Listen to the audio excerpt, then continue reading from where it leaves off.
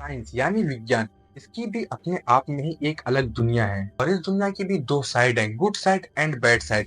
Basically science जो है वो डिपेंड है एक्सपेरिमेंट पर, और कुछ एक्सपेरिमेंट ने तो हमारी जिंदगी ही बदल कर रख दी।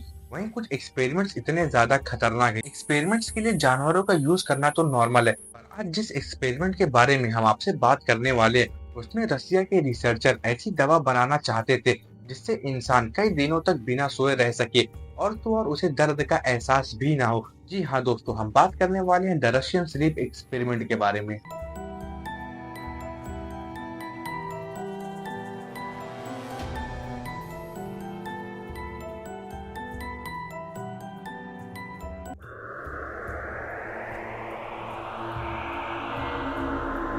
बात है साल 1940 की और इस टाइम सेकेंड वर्ल्ड वॉर भी चल रहा था, जिसमें सोवियत यूनियन ने कब्जा कर रखा था और दुश्मन सेना में से 5 अलग अलग उम्र के कैदियों को चुना इस एक्सपेरिमेंट के लिए। और सवाल ये है कि एक्सपेरिमेंट क्यों किया जा रहा था। तो रशियन साइंटिस्ट चाहते थे कि वे ऐसी दवा बनाकर अपने सैनिकों को दे सके ताकि वो बिना सोए और बिना दर्द का एहसास हुए लड़ सकें। अभी दुश्मन सेना के 5 कैदियों से कहा गया कि अगर वो एक चैम्बर में 30 दिनों तक बिना सोए रहते हैं तो उन्हें आजाद कर दिया जाएगा। और इस एक्सपेरिमेंट के लिए 5 कैदी तैयार भी हो जाते हैं, जिसके बाद उन्हें एक चैम्बर में बंद कर दिया जाता है और उन्हें इस चैम्बर में खाना, पढ़ने के लिए मैगजीन्स और टॉयलेट की फैसिलिटी दी गई। और ये एक्सपेरिमेंट 1940 में हुआ था और जो पहला सीसीटीवी इन्वेंट हुआ था वो हुआ था 1942 में।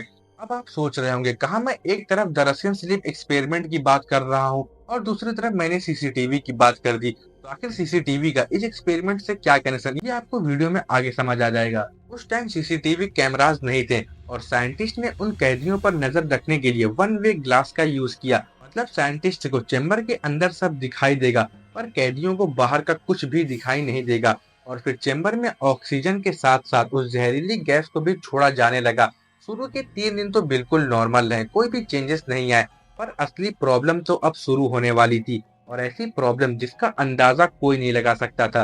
5वें दिन से कैदियों में काफी बेचैनी हो गई। वो आपस में लड़ते, चिल्लाते और अपने आप में ही बड़बड़ाते थे। फिर 9वें दिन उन 5 कैदियों में से एक कैदी ने मानसिक संतुलन खो दिया और वो इतनी तेज तेज चिल्लाने लगा जिससे उसके गले का ओकल कॉर्ड फट गया और उसकी आवाज चली गई। 15 दिन के अंदर उन सभी कैदियों ने आपस में बात करना भी बंद कर दिया और जो मैगजीन उन्हें पढ़ने के लिए दी गई थी वो सब उसका पेज फाड़कर उस वन वे ग्लास पर चिपका दिए, जिससे साइंटिस्ट अंदर का कुछ भी देख ना पाए।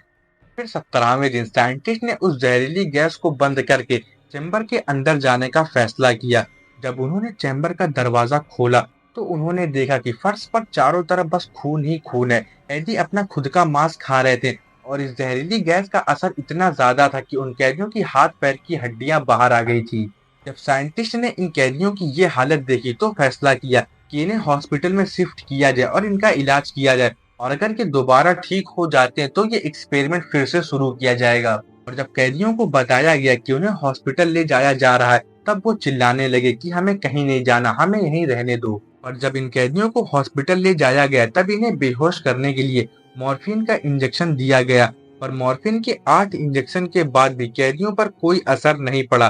साइंटिस्ट को भी पता नहीं था कि आखिर इन कैदियों के साथ हो क्या रहा है। ऑपरेशन के टाइम पर भी कैदी बेहोश नहीं हो रहे थे। जैसे जैसे उनका ऑपरेशन होता वो मुस्कुराते, जैसे दर्द में भी उन्हें मजा आ रहा था। और ऑपरेशन के टाइम उन 5 में से 3 कैदियों की मौत हो गई। तब रिसर्चर्स ने घबराकर इस एक्सपेरिमेंट को रोकना चाहा, पर सोवियत यूनियन के कमांडर ने मना कर दिया और कहा कि इस एक्सपेरिमेंट को कंटिन्यू रखा जाए। और साथ ही कमांडर ने उन 2 कैदियों के साथ साथ 2 साइंटिस्ट को भी उस चैम्बर में भेजने का फैसला किया और अनदर 5 to 10 डेज, ताकि साइंटिस्ट उन कैदियों पर अच्छे से नजर रख सके। और जैसे ही साइंटिस्ट को ये बात पता चली कि उन कैदियों के साथ उन्हें भी चैम्बर में भेजा जा रहा है तो उनमें से एक साइंटिस्ट ने रिवॉल्वर निकालकर उस कमांडर को गोली मार दी। और फिर जब उसने चैम्बर में जाकर उन कैदियों को देखा तो वो बिलीव नहीं कर पा रहा था कि ये ह्यूमन है। तब उनमें से एक कैदी पीछे मुड़ा और उस साइंटिस्ट को देखकर मुस्कुराने लगा और बोला, "We are the demon inside you. We are what you hide from in your beds every night. We are what you sedate into silence and paralyze. When you go to the heaven where we cannot tread." मतलब जो तुम्हारे अंदर शैतान है वो हम है, हम वही है जिस शैतान से तुम डरते हो। हम तुम्हारे बेड के नीचे हैं, हम वही हैं जो तुम्हें अकेले में बहकाते हैं, और स्वर्ग जहां हम नहीं जा सकते। ये सुनते ही उस साइंटिस्ट ने उस कैदी को भी गोली मार दी और जब उस कैदी को गोली लगी तब उसने बोला, फाइनली वी आर फ्री। और फिर साइंटिस्ट ने खुद को भी गोली मारकर इस एक्सपेरिमेंट को यहीं पर खत्म कर दिया।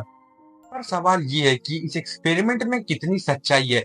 जब रशियन गवर्नमेंट से इस एक्सपेरिमेंट के बारे में पूछा गया तब उन्होंने साफ साफ मना कर दिया और बोला कि ऐसा कोई एक्सपेरिमेंट कभी हुआ ही नहीं था। दरअसल साल 2009 में क्रीपी पास्ता नाम की वेबसाइट पर किसी अननोन अकाउंट से इस एक्सपेरिमेंट को दुनिया के सामने लाया गया और आज तक ऐसा कोई भी प्रूफ नहीं मिला जिससे कि इस एक्सपेरिमेंट को सच माना जाए। तो हम रशियन स्लीप एक्सपेरिमेंट को बस एक स्टोरी समझ सकते हैं। तो दोस्तों यही थी द रशियन स्लीप एक्सपेरिमेंट की स्टोरी या फिर कहें झूठी स्टोरी। अगर वीडियो आपको पसंद आई हो तो वीडियो को लाइक करके चैनल को सब्सक्राइब कर ले। मिलते हैं जल्दी किसी नए वीडियो में किसी नए इंटरेस्टिंग टॉपिक के साथ।